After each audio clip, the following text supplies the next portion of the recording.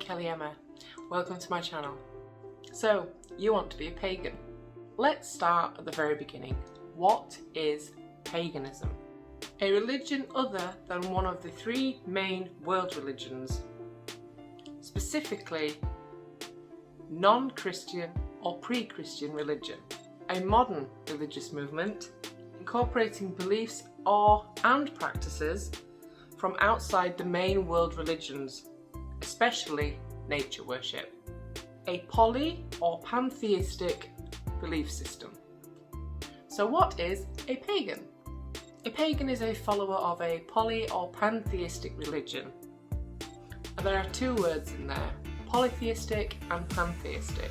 They don't mean the same thing, but they are different to monotheistic. Monotheistic is the belief in one divine entity, for example, the Abrahamic idea of God. The Encyclopedia Britannica states that a polytheistic belief system is a religion that has multiple gods and goddesses.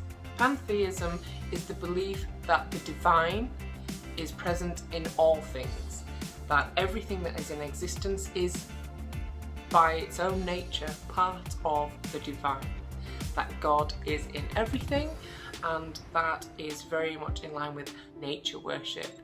The belief that the universe conceived as a whole is God.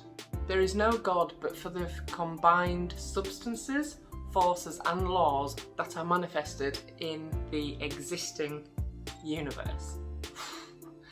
That's quite a lot to kind of take in. The long and short of it is, paganism is not a monotheistic belief system. Christianity is a monotheistic belief system. They believe in one God. They also have other figureheads in their belief system, but they only believe in one supreme being.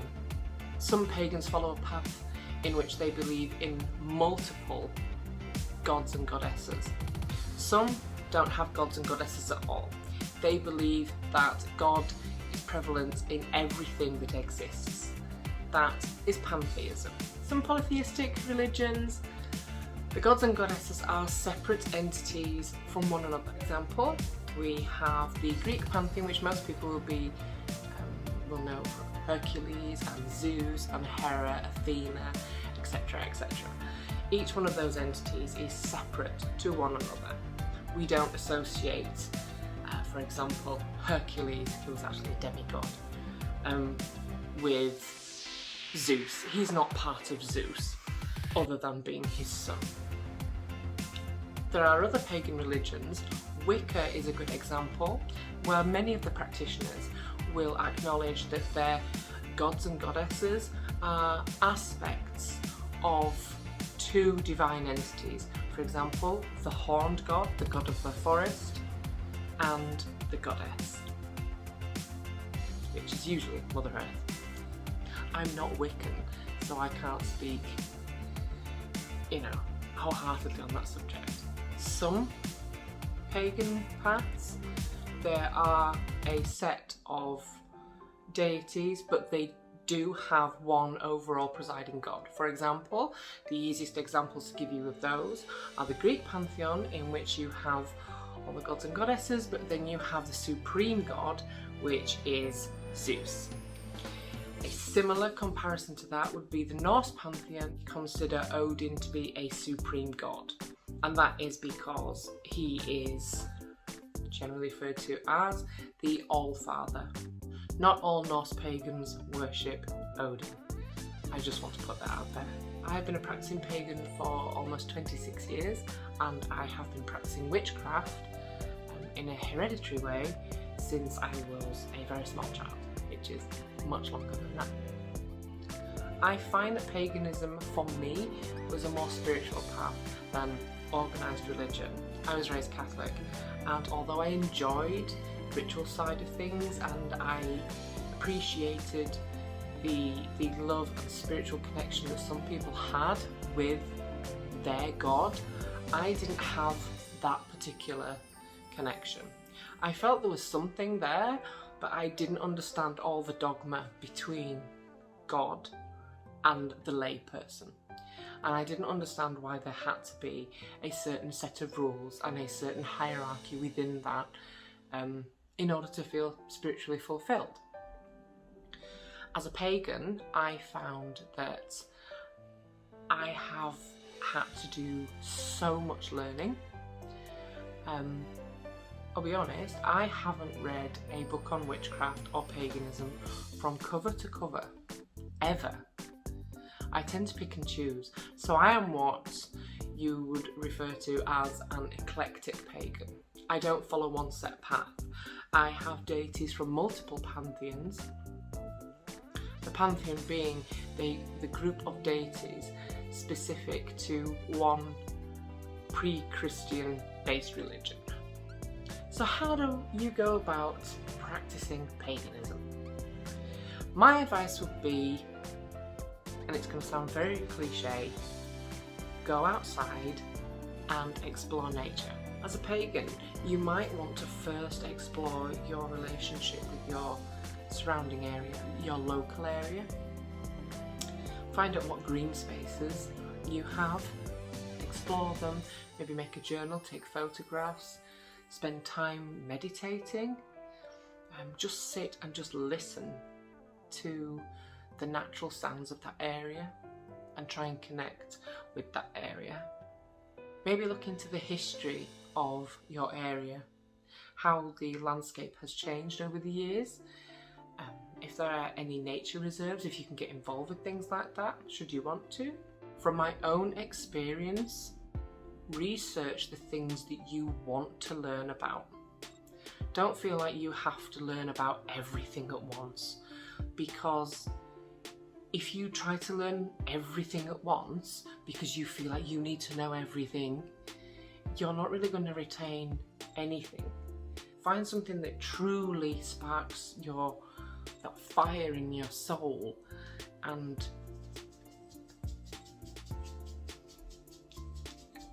that's my dog.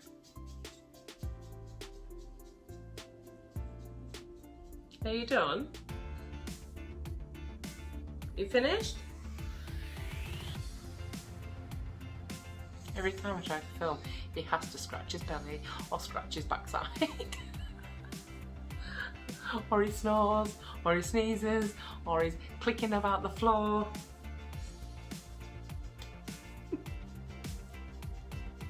One of the things that you could do at the very beginning of your journey, if that is where you are at the moment, is maybe look into the history of peoples in your area.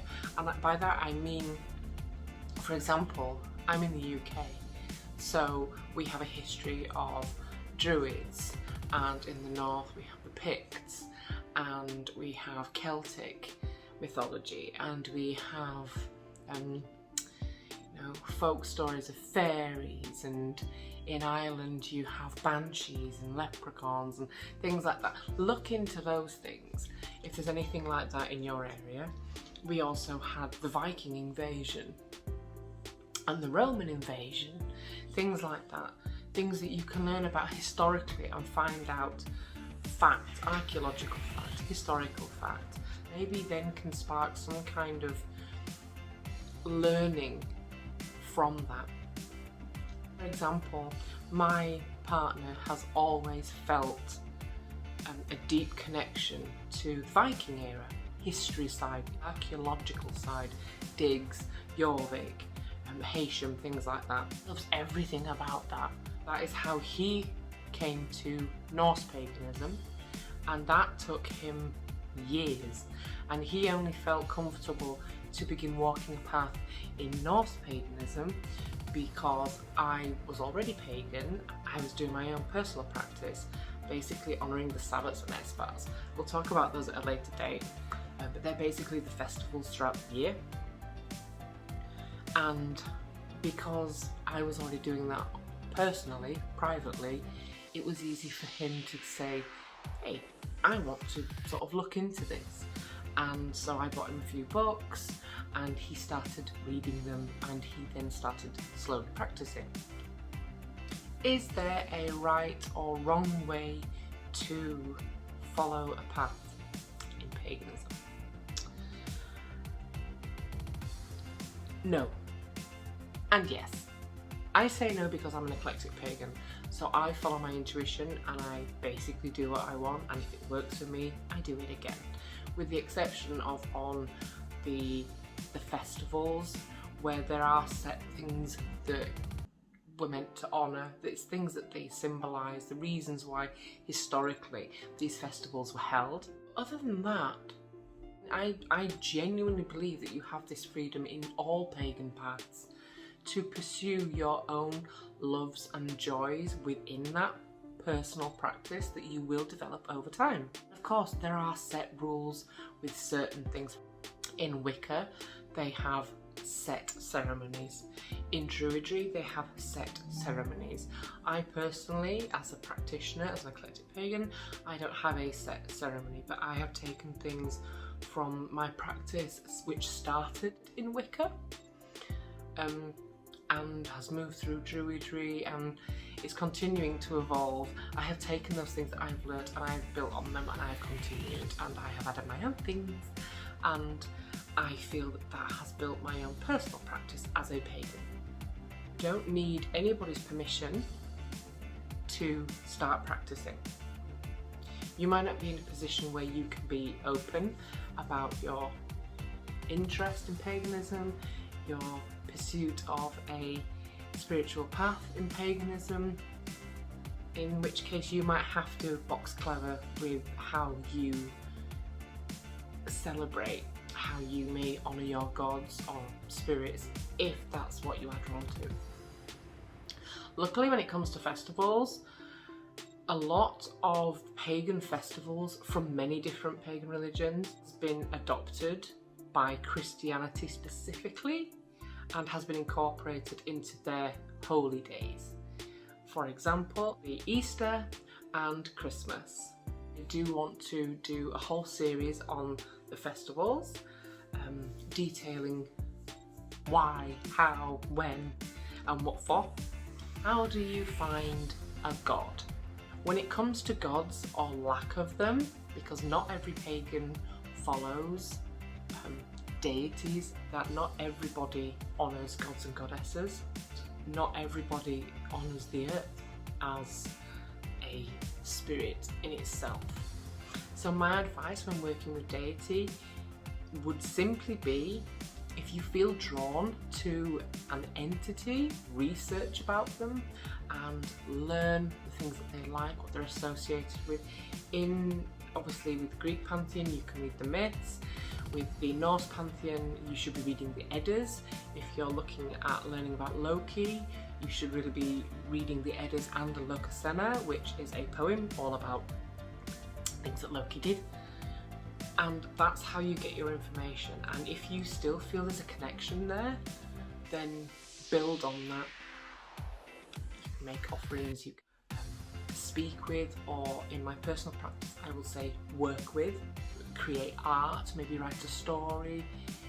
You can do anything. The other way of finding a deity is to ask. Just ask. If you ask for guidance, you may be surprised where that guidance may come from.